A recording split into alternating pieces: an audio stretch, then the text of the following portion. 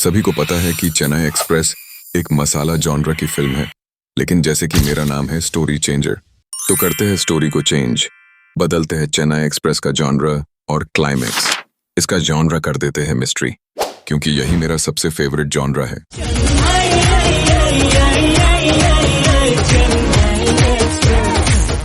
राहुल मिनम्मा को गोद में उठा के मंदिर की सीढ़ियां चढ़ने की प्रथा पूरी करने बाद मिनम्मा राहुल के प्यार में गिर चुकी है।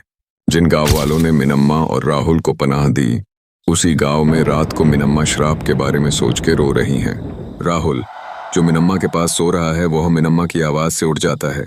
राहुल मिनम्मा को रोने का कारण पूछता है, तो मिनम्मा बोलती है कि वो उसके परिवार पे लगे श्राप के बारे में सोचकर रो रही है। तो राहुल पूछता है कि कैसा श्राप? तो मिनम्मा बोलती है कि हमारे पूर्वजों के समय से हम एक श्राप के साए में जी रहे हैं। कहते हैं कि हमारे एक पूर्वज को किसी देवता ने श्राप दे दिया था कि तुम और तुम्हारे वंशज कभी भी अपनी पसंद की लड़की या लड़के से शादी नहीं कर पाएंगे। दादाजी की भी शादी जबरदस्ती हुई, मेरे अप्पा की भी शादी जबरदस्ती हुई, और आज अप्पा मेरी शादी भी थंगबली से जबरदस्ती कराना चाहते हैं। ये मिनम्मा की ये बात सुनकर राहुल कुछ सोचने लगा और मिनम्मा को झूठी तसल्ली देते हुए कहा कि इसका कोई ना कोई तोड़ हम दोनों मिलकर जरूर निकालेंगे, और फिर दोनों सो जाते हैं। उसी रात राहुल के सपने में वही भगवान आते हैं जिनके मंदिर राहुल ने मिनम्मा को गोद में उठा के सीढ़ियां चढ़ने की प्रथा पूरी की थी। भगवान बोलते हैं, अगर तुम्हें मिनम्मा के श्राप को मिटाना है तो तुम्हें रामेश्वरम जाना होगा। कुछ बार इस बात को दोहराने के बाद भगवान गायब हो जाते हैं। राहुल की नींद टूट जाती है और राहुल इसी के बारे में सोचने लगता है। दूसरे दिन राहुल मिनम्मा को अपने सपने के बारे में बताता है और फिर दोनों तय करते हैं कि उन्हें रामेश्वरम जाना चाहिए, क्योंकि कहीं ना कहीं उन दोनों की मंजिल रामेश्वरम ही है।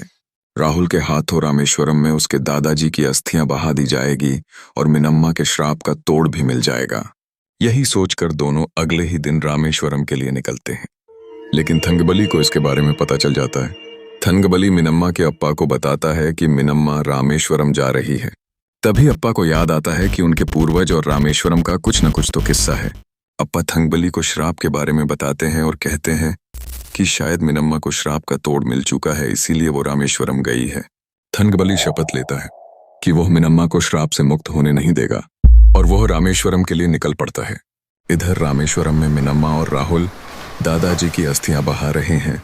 अस्थि विसर्जन के बाद एक सन्यासी अचानक से राहुल और मिनम्मा के सामने आता है और वह बताता है कि तुम दोनों को 3 तालाब के पास जाना चाहिए, तुम्हारी मंजिल वही है। ये कहकर वह सन्यासी भीड़ में कहीं गायब हो गया। इस वाकया से दोनों चौंक गए। आखिरकार दोनों किस्मत को आजमाने के लिए 3 तालाब जाने का फैसला करते हैं। 3 तालाब के पास जाते ही राहुल खोजने लगता है कि यहाँ करना क्या है। वहां पे एक छोटा सा मंदिर होता है, लेकिन अभी भी मिनम्मा और राहुल ढूंढ रहे थे कि श्राप से कैसे मुक्त हुआ जाए। अब तक थंगबली रामेश्वरम पहुंच चुका है। थंगबली के रामेश्वरम में मौजूद ह्यूमन नेटवर्क से पता चलता है कि राहुल और मिनम्मा को 3 तालाब के पास देखा गया है। थंगबली कुछ ही देर में वहां पहुंच गया और राहुल को थंगबली के गुंडों ने पकड़ लिया। मिनम्मा को खुद थंगबली ने पकड़ लिया। तभी थंगबली को अप्पा का फोन आता है।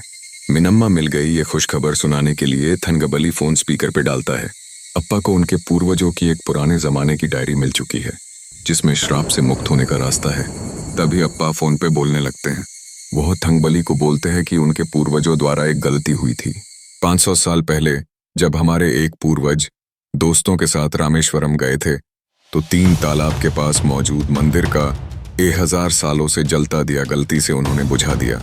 तब नाराज भगवान जी ने उनके पूर्वजों के सामने प्रकट होकर उन्हें और उनके पीढ़ियों को अपनी मर्जी से विवाह न होने का श्राप दे दिया।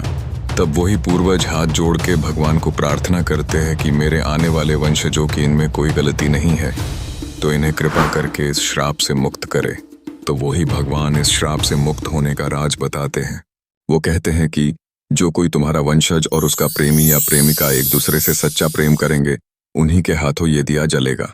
फिर वो और उसके आगे के वंशज इस श्राप से मुक्त हो जाएंगे। ये सारी बातें राहुल और मिनम्मा दोनों सुन लेते हैं।